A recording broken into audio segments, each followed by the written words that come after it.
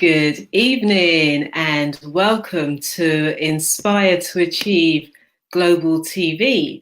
And I am your host this evening, Roxanne St. Clair, and I'm inviting you to the executive suite. So who's with us tonight? Thank you for joining. And, do share and invite other people to come onto the broadcast and join us this evening where we can chat and we can see how your week's gone, how you're planning to move forward, and really just to unwind together so that we can release some of the pressure of the week that's just passed and connect with your vision, your passion, what it is you want, and you just to center yourself. And so that you can then feel recharged. So you can start the weekend in a good place and really enjoy it to prepare you for the next week. So let invite people to join us and really just want to have some fun with you this evening. Normally on a Friday evening, I would basically have a guest. And this week, it wasn't too well this week, but it was a busy week. So I've just thought that I would just come and chat to you and share a few things with you and really just have more of that connection. Hi, Deborah. Thank you for joining. It's lovely to see you. And, how has your week been? Has it been a good week for you? Was it how you planned it to be? Or has it turned out to be totally different to what you thought it would be when the week started? Hi. Now, which one of my colleagues is that saying good evening to me? Or are you going to leave me here to guess? Thanks for joining, though. So, it's the end of the summer holidays. So if you're a parent, how's it been with the children going back to school and, starting to get the momentum up again so that you can, prepare for the rest of the year? Now we've got 4 months left before we get to the end of December. What's in your plan for the year? How are you planning, your business, your work? Well, how do you want to see the year end so that you can be prepared for 2019? Do you have goals that were in place that have still not been achieved as yet? And what stopped you from achieving those goals? Or is it just a case of, as the year's gone on, you've had different goals because you realized that the ones that you'd set at the beginning of the year were no longer relevant for you?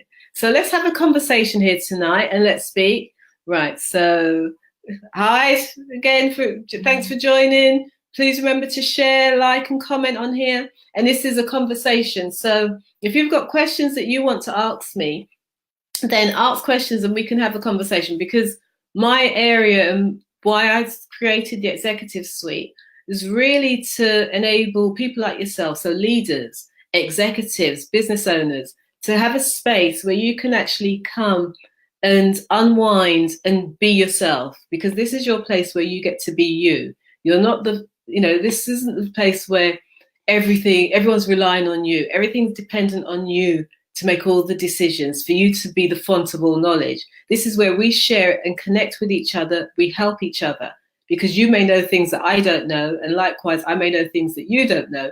And when we share and work together, we all benefit. And this is a space that I'm creating here within the Executive Suite. So do ask questions or do share your comments and your experiences. As I said, how did your week go? Well, did it go as you'd planned? Did you have to change things throughout the week so that you can get stuff done? Did you get new opportunities come through for you? And, how did you go through that decision-making process? These are all things that you have to deal with day in, day out as an executive, as a business leader. So, let's really get the conversation going. And, I was going back to saying about the end of the summer holidays and back to school. So did you face challenges with the children going back to school, having to now get them up early and them getting their new schedules and you having to work around schedules, you having to ensure that homework's being done, but still getting your own work done? How are the dynamics working? Or are your children older now and maybe off to university?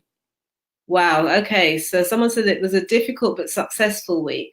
Well, I'm glad it was successful.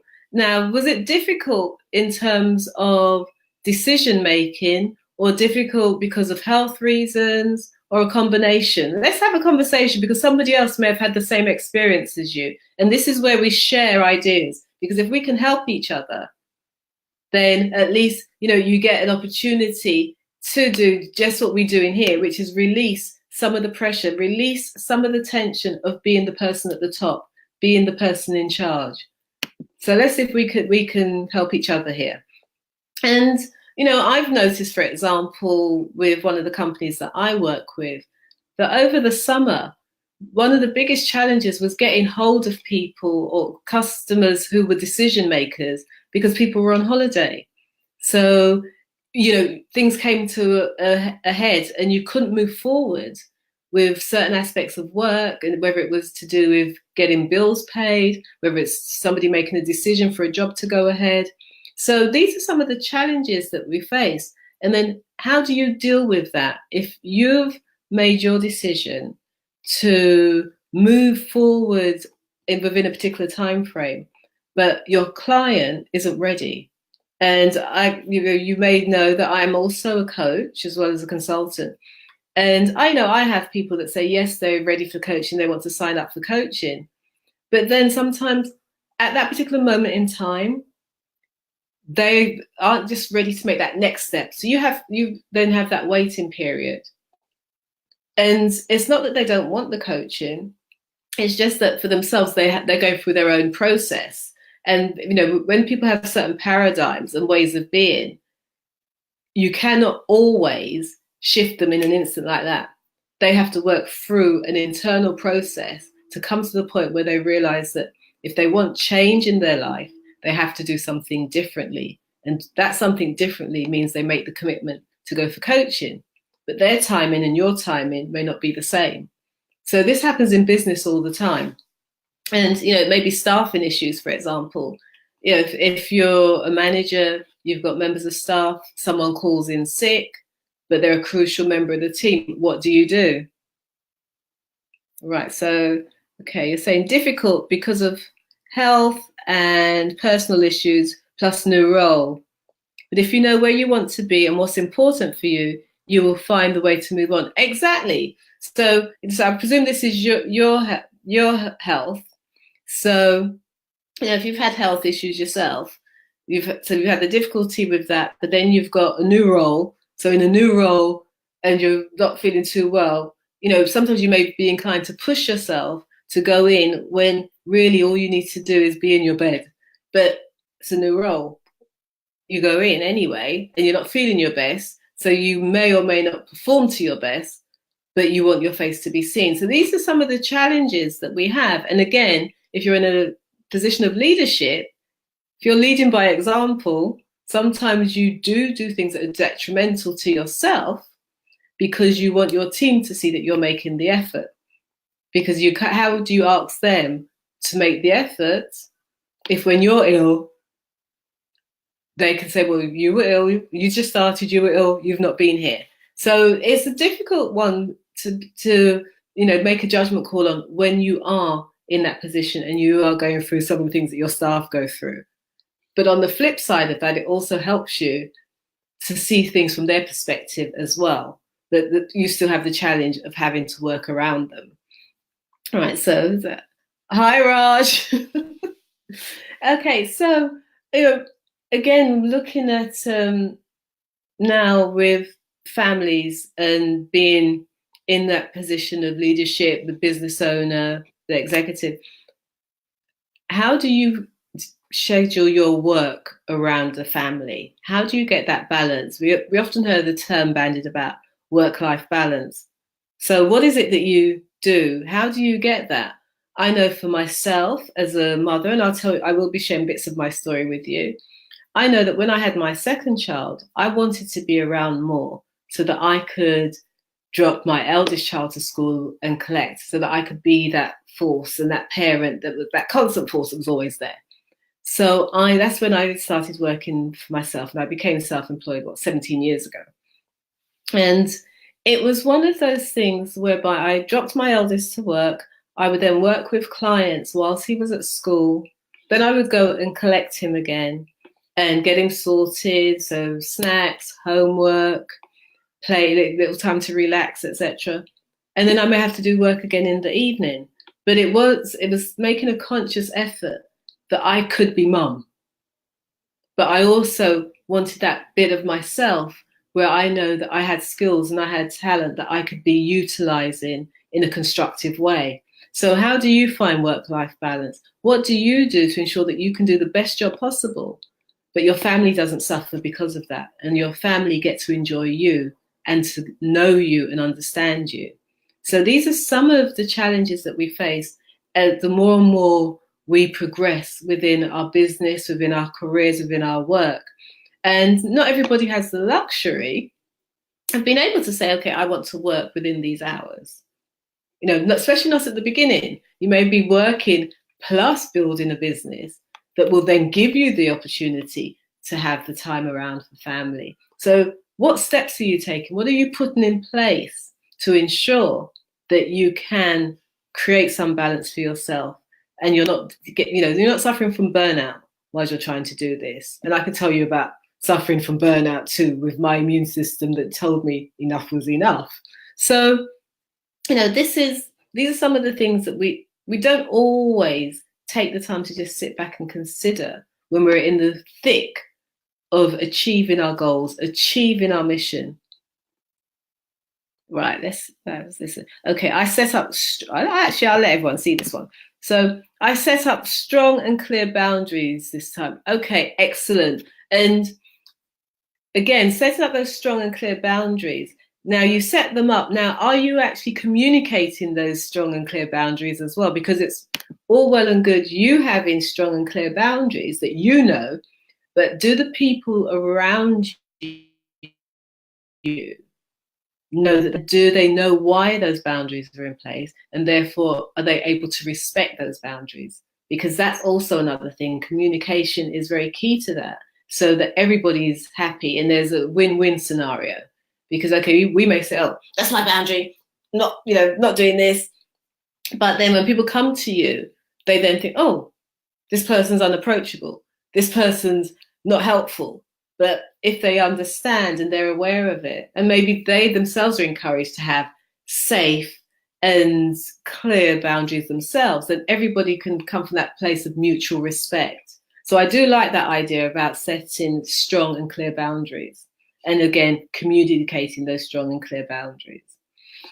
And actually, I'll share a funny story with you, because this has been quite a busy week for me based on my other roles. I'm also a trustee for two charities, one of the charities I chair. And this week we had our AGM. So we had our AGM, and then straight after that, we had a reception for some of our key donors, which we call our Friends Reception. It was the first one that we had. So one of my colleagues, it was her brainchild. This new initiative around the Friends was her brainchild. So I thought, oh, okay, we have the reception. Somebody needs to have a speech or make the speech. So I invited her. I said, well, I'm more than happy for you to do the speech. And, we'll just do a small address to the group of select people that were there. So later on in the evening, we got everybody's attention. She's beside me.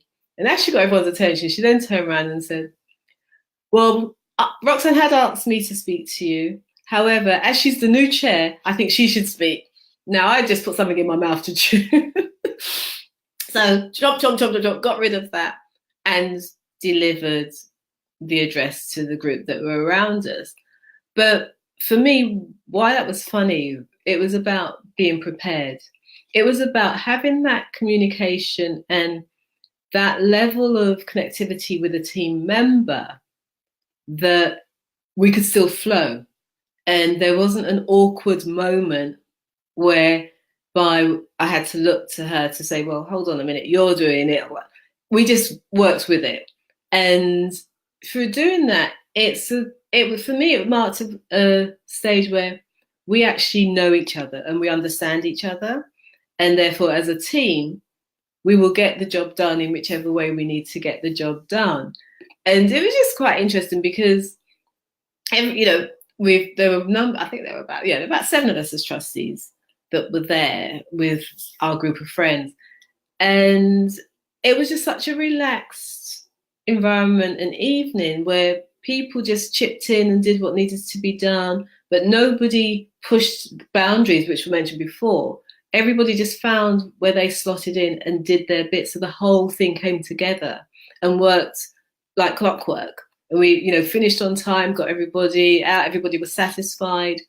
And this is some of the things that we're looking at as a leader. How do you enable and empower your people to be committed and know that they're appreciated and respected? And if you were on the show on Monday, I did give out a challenge actually.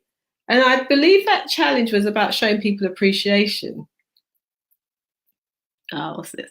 Yes, by communicating my needs too. I am approachable, but I need time to complete my tasks too. Yes, and that is very powerful because as the person in charge, you still have a job to do.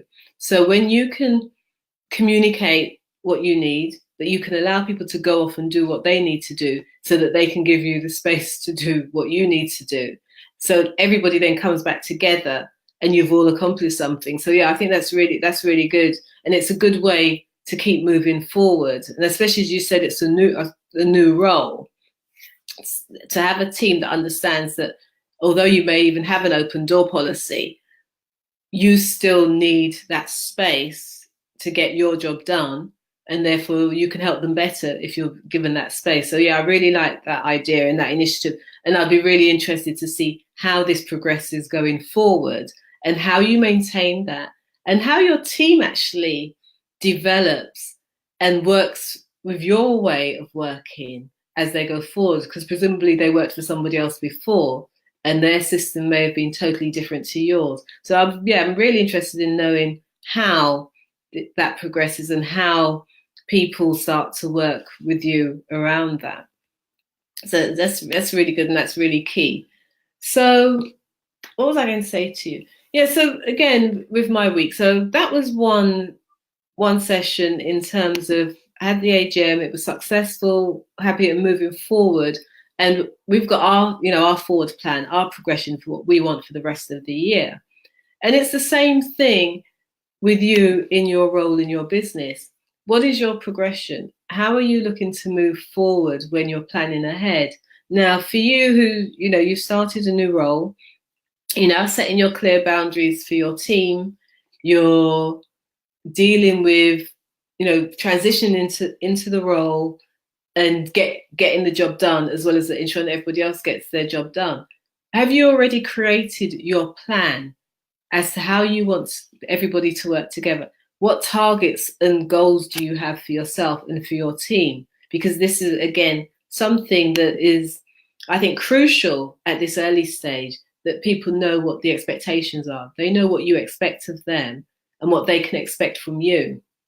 So do you have a plan for the next 4 months as to how you want to work with them, how you want to deliver the service that you deliver, if it is a service, and then what you would then use that as a stepping stone for next year to improve upon what you've started in this quarter. That's something I think is quite key and is very useful within a new role, because there's often the new dynamics of a team gelling and working together and people understanding what their position is and what the situation is around them and whether or not there were people there that worked in a particular way before. Okay. So, and yes, which I've mentioned here, it's about having a team goal. What is your team goal? What is it that you want for everybody that is part of this team to contribute? And then as a team, what is it that you will be delivering? And how will you deliver it? Another thing is, what is your own individual goal? So what is it you want to see for yourself within the role, but also within your team, so that you continue to progress and you elevate to whichever levels you want to elevate to? Or are you just happy staying where you are, as long as you can be feeding that in to continuously keep yourself at a particular level whereby you feel that you're functioning at your best and you're reaching maximum potential. So these are some of the things that I'd encourage you to actually think about. And if you haven't already got it in place, put these measures in place Yeah, because it does make life easier. And if you know me well, you know I like an easy life. You know, create systems that support you so that you're not doing the job twice.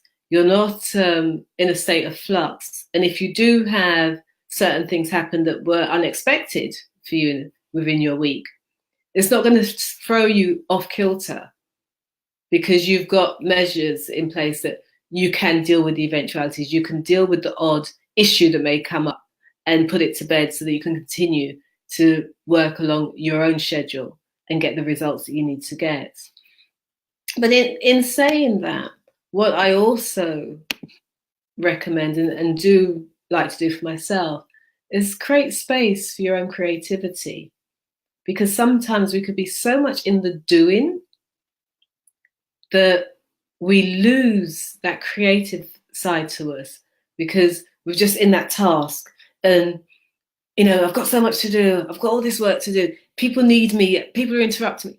But where's your creative space? Where's that time that you set aside that you can just be, you know, be quiet, or if you need music to be creative, if you have to go and walk in nature, how much creative space do you give yourself on a weekly basis? You know, I would like to say on a daily basis, because if you can give yourself creative space every day, whether it's 5 minutes, 10 minutes, 15 minutes, half an hour, you may find that the general tasks that you have to do, you can actually get them done quicker because you're coming from a space of finding solutions, a space of looking at things from a different angle. So you're not always going through things with tunnel visions. You've probably heard the saying, you can't always see the picture, or you can't see the frame. No, I'll get it right. You can't see the frame from inside the picture. So if you take yourself outside of the picture, into your creative space, then you can see the frame, you can see the beautiful picture and how the frame and the picture work together.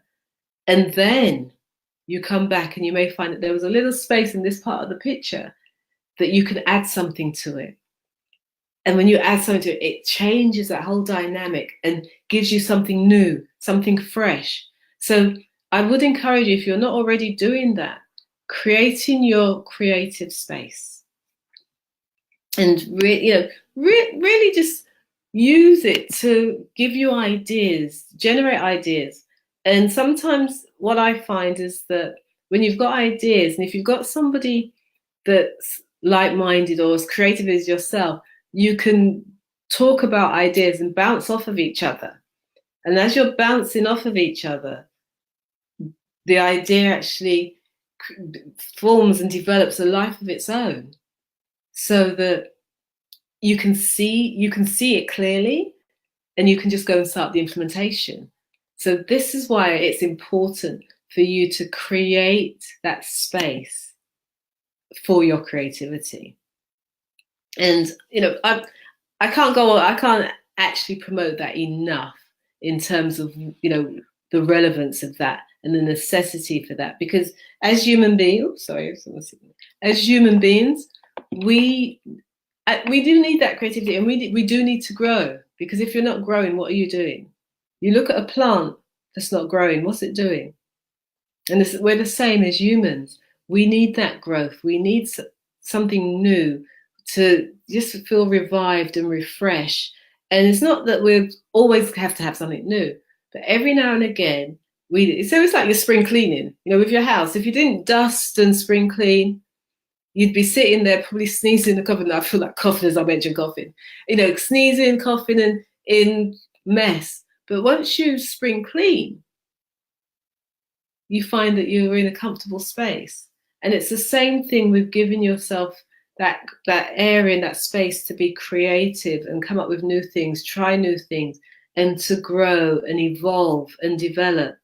Because if you look back 12 months, are you the same person that you were 12 months ago? Or have you grown? Are you different? Are you doing things you never even imagined you'd be doing 12 months ago? So that's the question I'm going to ask you. That's the thing I'm going to ask you to ponder. If you were to get a piece of paper now and just jot down all the things you've done in the last 12 months. How surprised would you be at yourself? That's a key question, and that will show you how much you've grown. That will show you the journey that you've taken in the last 12 months.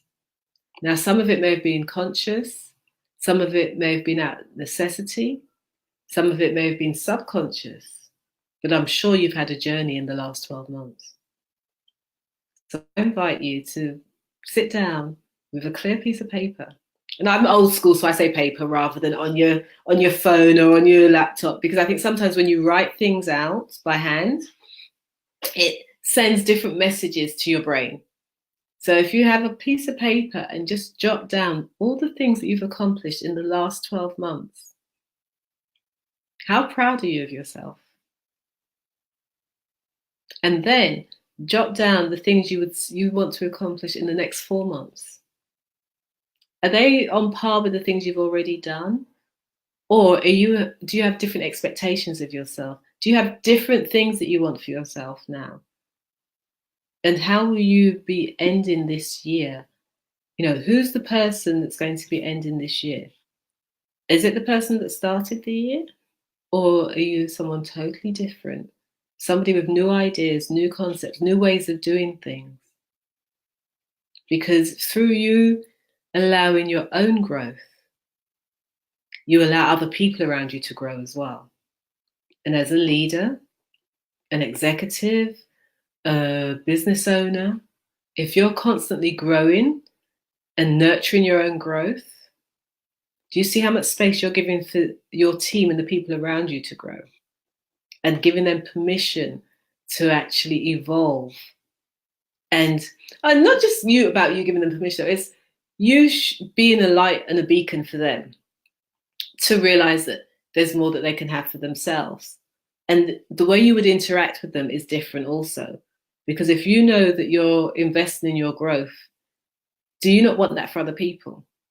And that's why it's very important as executives, as business leaders, that we continuously invest in our growth and we continuously work on ourselves so that we can always be the best version of ourselves at any particular moment in time. Because by doing that, we then create a space where it's normal and other people can do the same thing. And then you have that ripple effect where it just goes out and out and out.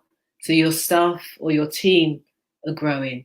Their families see the growth and the families can grow. And it just keeps going and keeps going and keeps going. And it's just a beautiful interaction. So that's what I'm sharing with you regarding, looking at your week, assessing where you've come from, assessing what you could have done differently. Because no doubt things happened this week and afterwards you thought, I should have done this, I should have done that. So what could you have done differently? And what will you do differently going forward? And, take the weekend, take some time over the weekend to have your creative space, to reflect and review your week and how it went and, what you want for your week coming ahead, because we'll be coming together again on Monday. And on Monday evening, let's see how you started your week, because how you start your week can dictate what your week's going to be like. But then how you end your week and prepare for the next week can help you to excel. So I'm not going to be speaking much longer this evening. And I'm just thinking, is there anything else I wanted to share with you? If you wanted to hear a little bit more and more snippets from me, always go and visit. You can always go and visit my website, which is www.thevalueinyou.com, and you'll see a few videos on there. You'll see bits of information about what I've done. There's the blog on there as well. So there's always little snippets of information that I share on the website. But what I would like to speak to you about before I go is the event that's coming up on the 5th and 6th of October. And this is the big event where we have a multitude of speakers. We've got our multimillionaire headline speakers speaking. We've got our transformational headline speakers. We've got the Amazing 12, which I'm one of, speaking. And we've got our aspiring 12s that will be speaking as well. So it's going to be 2 phenomenal days of growth, about business, about inspiration, motivation, empowerment, property, entrepreneurship, publishing, coaching, all of this wrapped up over the 2 days. So if you haven't already booked your tickets, then I invite you to actually visit the website that's now online so that you can come and enjoy the 2 days with us. Because there will be 2 days like no two days you've had before. It's a Friday and a Saturday, and we're looking forward to people coming and really being transformed. Because our premise is that we want to work with heart-centered people who can help and inspire others to make whatever shift they want to make in their own lives. And we all come from a multitude of backgrounds. So I think we cover most of the spectrums of what you would want to hear for your own transformation. And just, come along and enjoy the 2 days, take all of the knowledge and learning that you can get, and then go and implement it so that 2019 is definitely your best year yet. And we often hear people say, let's have your best year yet. But this event, that's exactly what it's designed for, to help you to be empowered, to grow, to transform, so that you're prepped for 2019 and to do something amazing. Now, if you've had challenges this year and you don't want to go through the things that you went through this year, then you need to be there. If you've done well this year, but you want to do even better next year, you want to be there. So hopefully you've taken down the web address and just go on, book your tickets for the 2 days and come and join us. And when you do come and say hello, because that's the other thing. It's about connectivity. It's about connection. You do not know who will be there that can actually make the difference for you. And this is the key thing. You go to an event and you think you're going just to hear somebody speak, but the person sitting next to you could be the reason why you're at that event, because they may be the person that you need to meet. So hopefully now you've taken down the web address. And if you're really quick, you may have already gone on and ordered your ticket. But do come and join us and really, really get immersed in what's on offer and grow, succeed, and enjoy life. Live the life you love.